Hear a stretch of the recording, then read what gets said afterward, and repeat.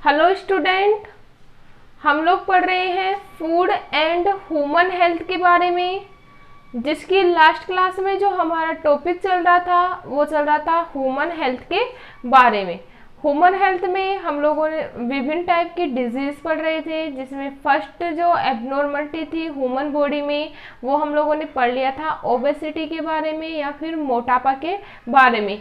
हम लोगों ने रीजन पढ़ लिए थे कि मोटापे के क्या क्या रीजन हो सकते हैं।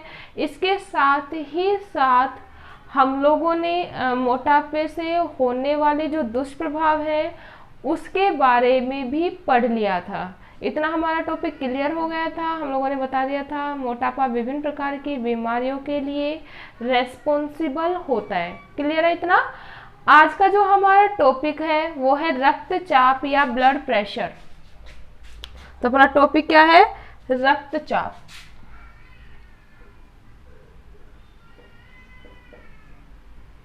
इंग्लिश में बोलते हैं ब्लड प्रेशर।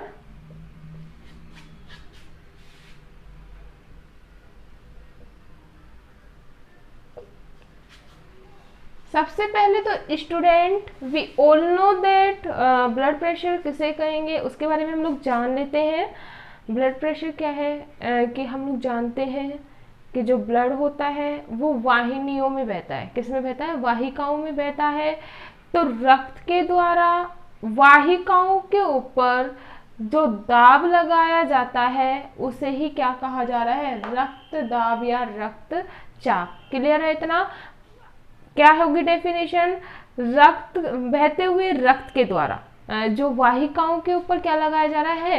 दाब लगाया जा रहा है, उसे ही क्या कहेंगे? Blood pressure. क्लियर है? We all know that student कि जो ब्लड होता है वो आर्टरीज या धमनियों में O2 युक्त ब्लड या प्योर ब्लड, O2 युक्त ब्लड को हम क्या बोलते हैं? प्योर ब्लड धमनियों के द्वारा शरीर के सभी अंगों तक, हृदय से शरीर के सभी अंगों तक क्या किया जाता है? ट्रांसफर किया जाता है। जबकि जो वेन्स होती हैं या जो शिराएं होती हैं उनके द्वारा O2 लेस या अनप्योर ब्लड, अशुद्ध रक्त को शरीर के विभिन्न भागों से कहाँ तक ट्रांसफर किया जाता है? हृदय तक ट्रांसफर किया जाता है। क्लियर है? तो हम लोगों ने बता दिया कि रक्त वाहिकाओं पर रक्त के द्वारा, बहते हुए रक्त के द्वारा जो दबाव लगाया जाता है उसे ही क्या कहते हैं? रक्तदाब या रक्तचाप कहते हैं। ठीक है। अगर हम बात करें किसी भी व्यक्ति के रक्तचाप को, किसी भी व्यक्ति के रक्तचाप को सिस्टोलिक, डायस्टोलिक रक्तचाप के रूप में, सिस्टोलिक,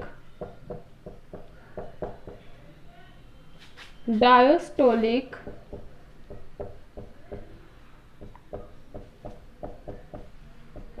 रक्तचाप के रूप में क्या किया जाता है? प्रदर्शित किया जाता है। क्लियर है? मतलब किसी भी व्यक्ति का अगर रक्तचाप होगा उसे किसके द्वारा शो किया जाएगा?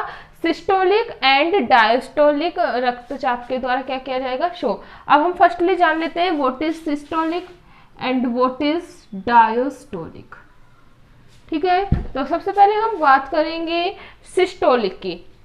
तो जो सिस्टोलिक होता है ऊपर की संख्या या धमनियों के दाब को दर्शाती है। जो सिस्टोलिक होगा वो किसको शो करेगा? धमनियों के दाब को। क्लियर है? धमनियों के दाब से हम लोग मीनिंग क्या निकाल सकते हैं कि जब ब्लड धमनियों में प्रवाहित होता है, तो जब ब्लड धमनियों में प्रवाहित होगा तो जो दाब लगाया जाएगा धमनियों के ऊपर उसे क्या कहेंगे? सिस्टोलिक। क्लियर है? सेकंड, अगर हम बात करें डायस्टोलिक, क्या है भाई? डायस्टोलिक। तो जो डायस्टोलिक होता है धमनियों के उस दाब को या धमनियों के उस दाब को कहा जाता है जो जब धमनियों में ब्लड कम हो जाता है या हृदय से धमनियों के द्वारा रुधिर प्रवाहित हो जाने के बाद जब शिथिल अवस्था में आ जाती है, कौन सी अवस्था में आ जाती है, धमनियां शिथिल अवस्था में आ जाती हैं, तो उसे किसके द्वारा शो किया जाता है, डायस्टोलिक। धमनियों के शिथिल अवस्था में आने पर, शिथिल अवस्था में आने पर जो रक्तचाप होता है वो क्या कहलाता है भाई, डायस्टोलिक। क्लियर है। दूसरी भाषा में अगर हम लोग बोले सिस्टोलिक को, तो ऊपर की संख्या क्या बोल सकते हैं, ऊपर की संख्या क्या कहलाएगी, सिस्टोलिक, और जो नीचे की जो संख्या होती है वो क्या कहलाती है, डायस्टोलिक। क्लियर है।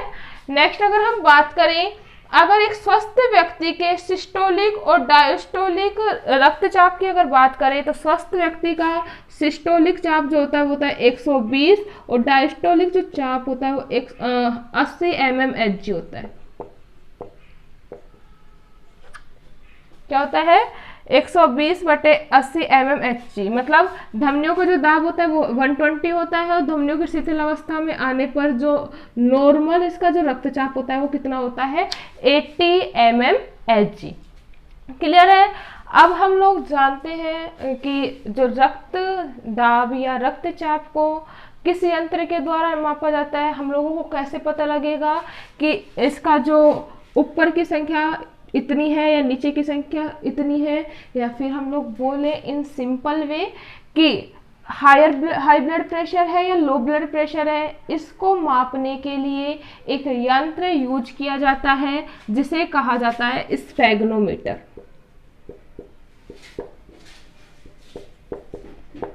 हम लोग बोल सकते हैं स्फेग्नोमीटर यंत्र क्या काम आएगा, रक्तचाप को मापने का यंत्र, रक्तचाप को मापने का यंत्र क्या कहलाता है, स्फेग्नोमीटर। इन सिंपल वे हम लोग बोल सकते हैं यह ब्लड प्रेशर को मापने का क्या है, एक उपकरण है। इतना क्लियर है। नेक्स्ट अगर हम बात करें, सबसे पहले रक्तचाप का जो मापन है वो किया था 1733 में स्टीफन हेल्स ने। 1733 में किसने किया, स्टीफन हेल्स ने क्या किया, ब्लड प्रेशर को मापा या मेजरमेंट जो किया ब्लड प्रेशर का वो किसने किया, स्टीफन हेल्स ने। और इन्होंने जो ब्लड प्रेशर को मापा वो मापा था घोड़ों में। किसमें मापा भाई, घोड़ों में। और अगर हम बात करें जो ब्लड प्रेशर की जो डेफिनेशन है वो दी थी सबसे पहले 1983 में कापलन ने। 1983 में कापलन ने किसकी डेफिनेशन दी, रक्तचाप को क्या किया भाई, परिभाषित। क्लियर है। बहुत बार जो छोटे छोटे क्वेश्चन उसमें पूछ लिया जाता है कि सबसे पहले किसने मापा और किसमें मापा, तो 1733 में स्टीफन हेल्स ने घोड़ों में मापा, ठीक है, किसको, ब्लड प्रेशर को। और सबसे पहले जो डेफिनेशन दी ब्लड प्रेशर की कि किसे कहेंगे ब्लड प्रेशर, तो वो किसने बताया, कापलन ने, किसमें, 1983 में। इतना क्लियर है। अब हम बात करते हैं फर्स्ट लो ब्लड प्रेशर की या निम्न रक्तचाप की। निम्न रक्तचाप किसे कहेंगे, निम्न रक्तचाप। जैसा कि नाम है, निम्न का मतलब कम। निम्न का मीनिंग क्या होगा भाई, कम। तो जब वह दाब जिसमें धमनियों और नसों में रक्त का जो दाब है वो कम हो जाए, वह दाब जिसमें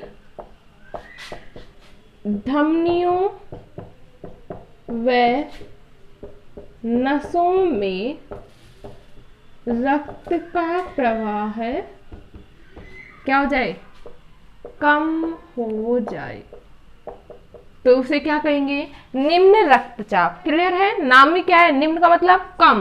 तो धमनियों में नसों में रक्त का प्रवाह क्या हो रहा है, कम हो रहा है, तो ऐसे प्रवाह को क्या कहेंगे, ऐसे दाब को क्या कहेंगे, निम्न रक्तचाप। क्लियर है। अब इसके जो लक्षण होते हैं कि हमें कैसा पता लगेगा कि जो हमारा ब्लड प्रेशर है वो लो है, तो इसके जो लक्षण होते हैं वो क्या होते हैं, मस्तिष्क, हृदय तथा गुर्दे, मस्तिष्क, हृदय व किसकी बात कर रहे हैं, गुर्दे में we all know that student, firstly हम लोग जान लेते हैं कि जो ब्लड होता है वो ऑक्सीजनेटेड होता है। कैसा होता है, ऑक्सीजनेटेड, मतलब शुद्ध ब्लड में क्या पाई जाती है, ऑक्सीजन पाई जाती है, और जो ऑक्सीजन होती है वो हमारी बॉडी के लिए बहुत ज़्यादा आवश्यक होती है। तो अगर ब्लड प्रेशर कम हो रहा है तो सिंपल सी बात है, धमनियों में क्या हो रही है, ब्लड की सप्लाई कम हो रही है, और अगर ब्लड की सप्लाई कम होगी तो पूर्ण रूप से या पर्याप्त मात्रा में शरीर को क्या नहीं मिलेगी, ऑक्सीजन प्राप्त नहीं होगी। ठीक है, तो क्या होगा, मस्तिष्क, हृदय व गुर्दे तक पर्याप्त मात्रा में क्या नहीं पहुंचेगी, O2 की क्या नहीं होगी भाई, सप्लाई। अब सिंपल सी बात है, O2 की सप्लाई कंप्लीटली नहीं होगी तो बॉडी पर क्या पड़ेगा, साइड इफेक्ट। ठीक है, क्योंकि O2 is very essential for body. O2 क्या है, बहुत ही ज्यादा आवश्यक है शरीर के लिए, शरीर की विभिन्न क्रियाओं के लिए। तो ये जो विभिन्न अंग हैं वो भी पूर्ण रूप से कार्य नहीं करेंगे। ठीक है, और दूसरा अगर हम बात करें, अगर ज़्यादा ही ब्लड प्रेशर लो हो जाता है या रक्तचाप ज़्यादा ही कम हो जाता है तो जो विभिन्न अंग हैं उनमें पूर्ण मात्रा में या पर्याप्त मात्रा में O2 की सप्लाई नहीं होने पर अनेक बार ये क्या हो जाते हैं, क्षतिग्रस्त हो जाते हैं। क्लियर है, तो ये था major side effect of low blood pressure या निम्न रक्तचाप का जो साइड इफेक्ट है या कुप्रभाव है वो। अब नेक्स्ट हम बात करेंगे, सेकंड क्या है, उच्च रक्तचाप, इंग्लिश में बोलते हैं हाई ब्लड प्रेशर।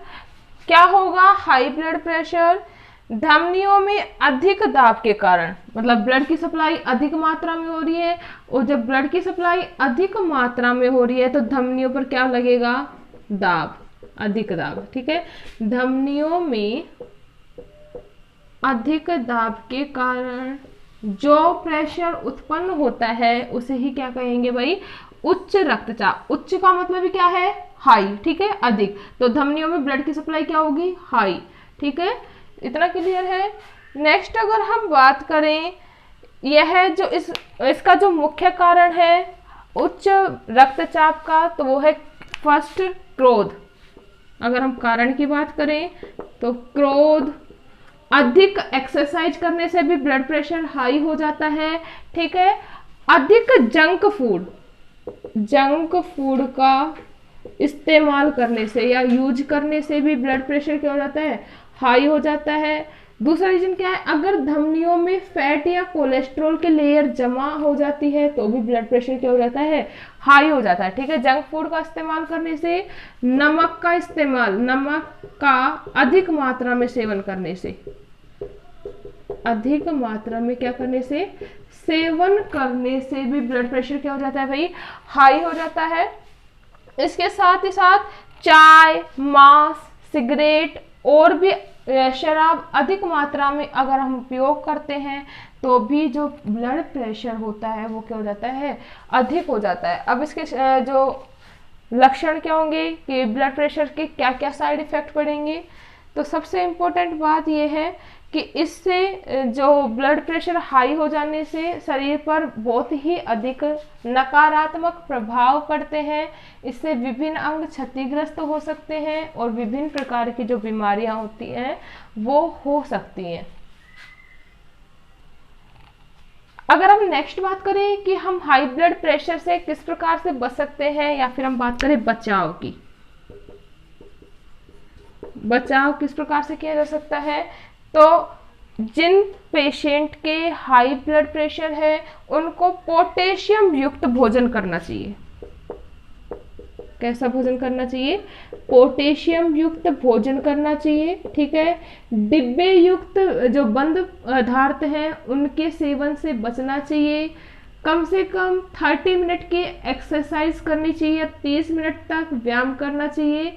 ठीक है, इसके साथ ही साथ फल और जो कम ऑयली जो पदार्थ है उनका क्या करना चाहिए, उपयोग करना चाहिए। तो ये था हमारा हाई ब्लड प्रेशर से बचाव के उपाय। क्लियर है।